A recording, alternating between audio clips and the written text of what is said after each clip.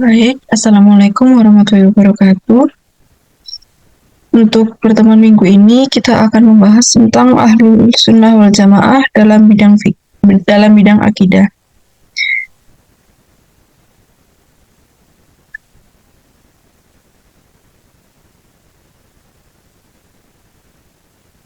Jadi untuk anggota kelompok 6 yaitu ada saya Yoyo Cucusnaini dengan NPM 2210107239 dan juga ada Matruki Triyono Putra dengan NPM 2220107239 dan juga ada Anastasia dengan NPM 2220107232.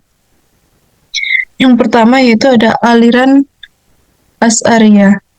Untuk aliran Asy'ariyah yaitu aliran yang berasal dari nama seorang yang berperan penting, yakni pendirinya aliran Asy'ariyah yaitu Hasan bin Ismail al-Asy'ari, keturunan dari Abu Musa al-Asy'ari.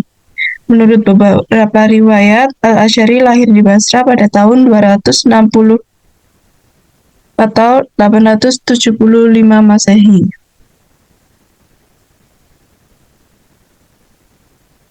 Setelah berusia 40 tahun, beliau hijrah ke kota Baghdad dan wafat di sana pada tahun 324 Hijriah. Menurut Ibn Asakir, ayah al-Asy'ari adalah seorang yang berpaham Ahlul Sunnah dan ahli hadis. Sebelum beliau wafat, beliau berwasiat kepada seorang sahabatnya yang bernama Zakaria bin Yahya as-Saji agar mendidik al-Asy'ari. Oleh sebab itu, aliran ini dinisbahkan dari nama pendirinya atau pelapornya yaitu Hasan Ali bin Ismail al-Asy'ari. Ibunya menikah lagi dengan seorang tokoh Mu'tazilah yang bernama Abu Ali al-Jubbai. Beliau setelah pernikahan ibunya bersama seorang tokoh Mu'tazilah, ayah tirinya al-Asy'ari kemudian mendidiknya hingga beliau menjadi seorang tokoh Mu'tazilah. Beliau sering menggantikan ayah tirinya dalam perdebatan menantang lawan-lawan Mu'tazilah. Selain itu, berguru kepada ayah tirinya, beliau juga berguru kepada ulama lain tentang hadis, fikih, tafsir, dan bahasa, seperti kepada Al-Saji, Abu Khalifah Al-Jumhi, Sahal ibn Nuh, Muhammad Yaqub, Abdurrahman ibn Khilafah, dan juga lain-lain. Demikian juga beliau belajar fikih Syafi'i kepada seorang ahli fikih yaitu Abu Ishaq al-Maruzi, seorang tokoh Mu'tazilah di Basirah.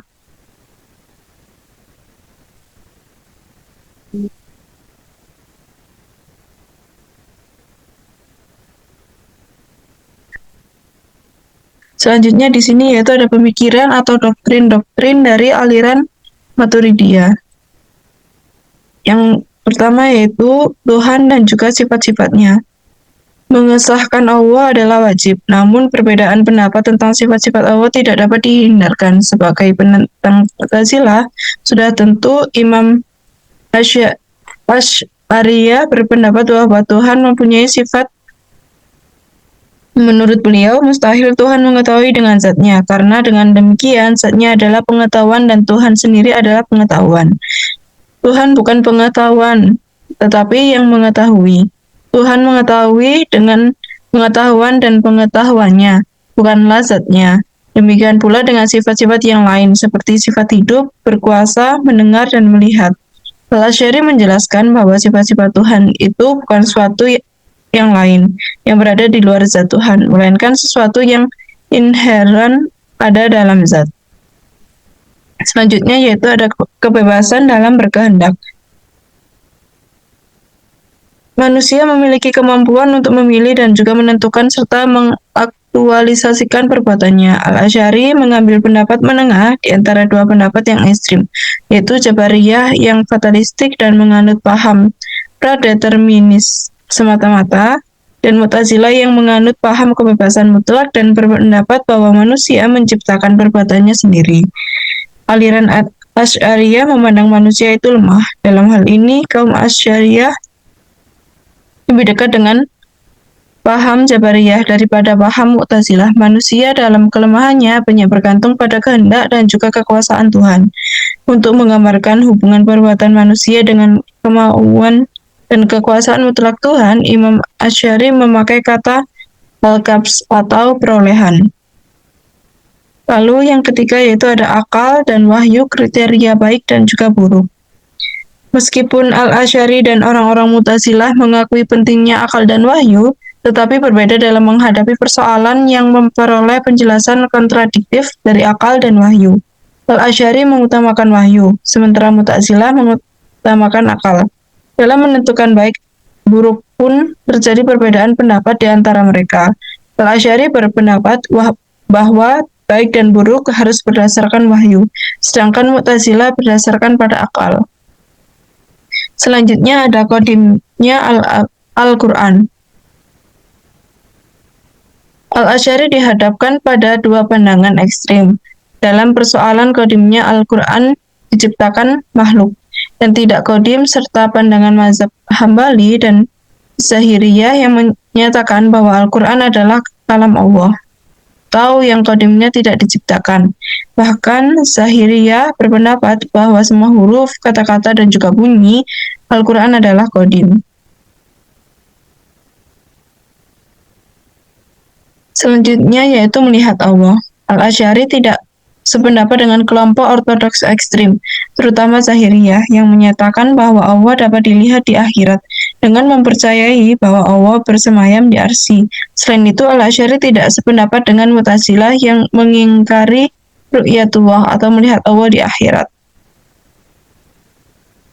Al-Asy'ari yakin bahwa Allah dapat dilihat di akhirat, tetapi tidak dapat digambarkan. Kemungkinan ru'yat dapat dijadikan terjadi ketika Allah yang menyebabkan dapat dilihat atau Ia menciptakan kemampuan penglihatan manusia untuk melihatnya. Lalu selanjutnya yaitu ada keadilan. Pada dasarnya Al-Asy'ari dan juga Mu'tazilah setuju bahwa Allah itu adil. Mereka hanya berbeda dalam memandang makna keadilan. Menurut Asy'ari, keadilan adalah menempatkan sesuatu pada tempat yang sebenarnya, yaitu mempunyai kekuasaan mutlak terhadap harta yang dimiliki serta mempergunakannya sesuai dengan kehendak dan juga pengetahuan pemilik. Dengan demikian, keadilan Tuhan mengandung arti bahwa Tuhan mempunyai kekuasaan mutlak terhadap makhluknya dan berbuat kehendak hatinya. Ketidakadilan berarti sebaliknya, yaitu menempatkan sesuatu tidak pada tempatnya, yaitu berkuasa mutlak terhadap hak milik orang lain. Beliau berpendapat bahwa Tuhan tidak berbuat salah dan tidak adil adalah perbuatan yang melanggar hukum. Dan karena di atas Tuhan tidak ada hukum dan undang-undang yang berlaku, maka perbuatan Tuhan tidak pernah bertentangan dengan hukum. Dengan demikian, Tuhan tidak bisa dikatakan tidak adil. Sehingga pada dasarnya Asy'ari tidak sependapat dengan ajaran Mu'tazilah yang mengharuskan Tuhan berbuat adil, sehingga Ia harus menyiksa orang yang salah dan memberi pahala kepada orang yang berbuat baik. Menurut Asy'ari bahwa Allah tidak memiliki keharusan apapun karena Ia adalah penguasa mutlak. Yang terakhir yaitu ada kedudukan orang yang berdosa besar.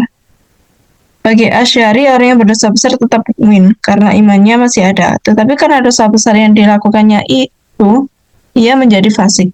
Sekiranya orang yang berdosa besar bukanlah mukmin dan juga bukan pula kafir, maka dalam dirinya akan tidak didapati iman.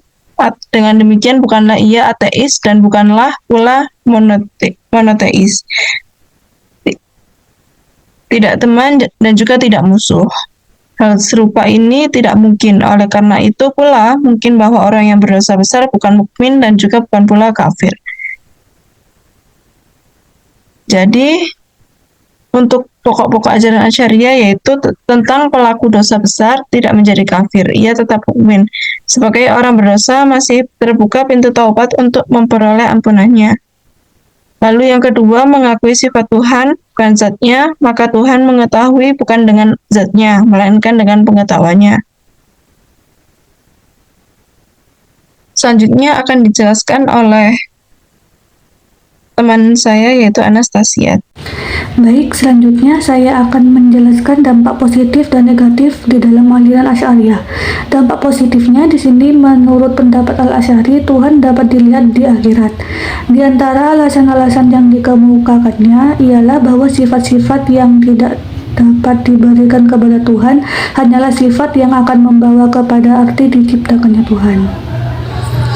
Sedangkan dampak negatifnya di sini anggapan yang mengatakan bahwa pelaku dosa besar apabila yang meninggal dan tidak sempat bertobat, Tuhan memberi siksa neraka sesuai dengan ukuran dosa diperbuatnya. Namun Tuhan bisa saja mengampuni dosanya apabila pelaku dosa besar tersebut mendapat syafaat Nabi Muhammad SAW sehingga bisa terbebas dari siksa neraka. Selanjutnya, aliran Maturidiyah. Aliran Maturidiyah didirikan oleh Abu Mansur Muhammad bin Muhammad. Aliran Maturidiyah ini juga merupakan aliran pemikiran kalam yang berpegang pada keputusan akal pikiran dalam hal-hal yang tidak bertentangan dengan syara. Berikut adalah pemikiran atau doktrin-doktrin dari aliran Maturidiyah. Di antaranya, yang pertama, akal dan wahyu. Menurut alam Maturidi, mengetahui Allah dan kewajiban mengetahui Allah dapat diketahui dengan akal. Jika tidak memiliki kemampuan tersebut, maka tentunya Allah tidak akan memerintahkan manusia untuk melakukannya. Yang kedua, perbuatan manusia. Mengenai perbuatan manusia, kebijakan dan keadilan kehendak Allah mengharuskan manusia untuk memiliki kemampuan untuk berbuat atau ikhtiar agar kewajiban yang dibebankan kepadanya dapat dilaksanakan. Selanjutnya yang ketiga, sifat Tuhan. Sifat tidak berwujud tersendiri dari zat, sehingga berbilangnya sifat tidak akan membawa kepada bilangnya zat Allah. Yang keempat, melihat Tuhan. Menurut alam Maturidi, manusia dapat melihat Tuhan sebagaimana firman Allah dalam Quran surat Al-Qiyamah ayat 22-23 yang artinya wajah-wajah orang-orang mukmin pada hari itu berseri-seri kepada Tuhannya lah mereka melihat. Yang kelima, kalam Tuhan. Al-Maturidi membedakan antara kalam yang tersusun dengan huruf yang bersuara dengan kalam nafsi atau sabda yang sebenarnya atau makna abstrak. Kalam nafsi adalah sifat qadim bagi Allah, sedangkan kalam yang tersusun dari huruf dan suara adalah baru atau hadis. Yang keenam, perbuatan manusia. Tuhan tidak akan membebankan kewajiban di luar kemampuan manusia karena hal tersebut tidak sesuai dengan keadilan, dan manusia diberikan kebebasan oleh Allah dalam kemampuan dan perbuatannya. Yang ketujuh, pelaku dosa besar. Al-Maturidi berpendapat bahwa pelaku dosa besar tidak kafir dan tidak kekal di dalam neraka walaupun ia mati sebelum bertobat. Yang terakhir, yang kedelapan, pengutusan Rasul.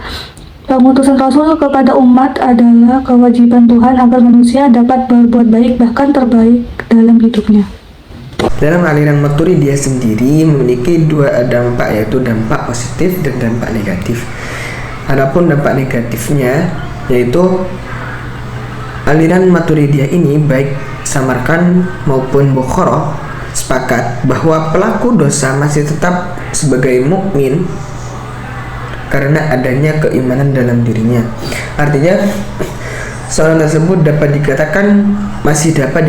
dikatakan sebagai seorang mukmin jika di dalam dirinya terdapat keimanan. Adapun balasan-balasan yang akan diperolehnya kelak di akhirat adalah tergantung apa yang dilakukannya di dunia.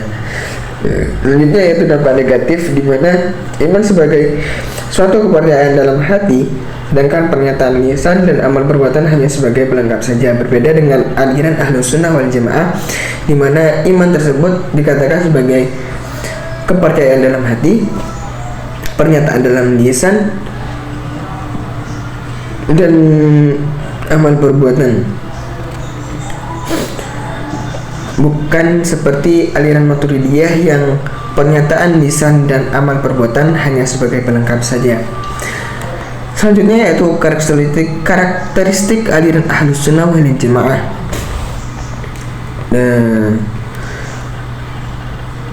Dalam bagian ini saya hanya akan menyampaikan pengantarnya saja. Mengenai lebih dalamnya akan disampaikan kelompok selanjutnya. Seperti yang kita ketahui, aliran Ahli Sunnah wal Jamaah